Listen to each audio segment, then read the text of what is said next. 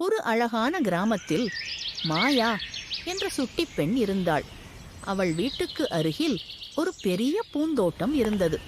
மாயா ஒவ்வொரு நாளும் அங்கே விளையாடுவாள். அந்த தோட்டத்தில் ஒரு சுறுசுறுப்பான அணில் வாழ்ந்து வந்தது.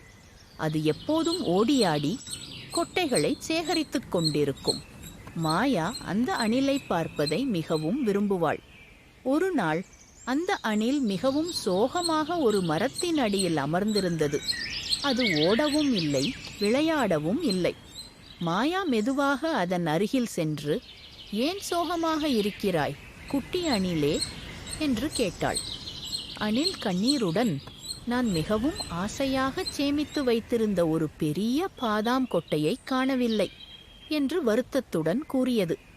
இதை கேட்ட மாயாவுக்கு வருத்தமாக இருந்தது. அப்போதுதான் அவளுக்கு நினைவுக்கு வந்தது. அவள் அம்மா அவளுக்கு சாப்பிடக் கொடுத்த பையில் சில பாதாம் பருப்புகள் இருந்தன. உடனே மாயா தன் பையிலிருந்து ஒரு பெரிய பாதாமை எடுத்து அணிலின் முன்னால் வைத்தாள். "கவலைப்படாதே, இதை நீ எடுத்துக்கொள்" என்றாள். அந்த பாதாமை பார்த்ததும் அணிலின் முகம் பிரகாசமானது. அது மகிழ்ச்சியில் துள்ளிக் குதித்து மாயாவை நன்றியுடன் பார்த்தது. அன்றிலிருந்து மாயாவும் அந்த அணிலும் சிறந்த நண்பர்களானார்கள். அவர்கள் தினமும் ஒன்றாக விளையாடினார்கள். கதையின் நீதி: நம்மிடம் உள்ளதை மற்றவர்களுடன் பகிர்ந்து கொள்வதில் உண்மையான மகிழ்ச்சி இருக்கிறது.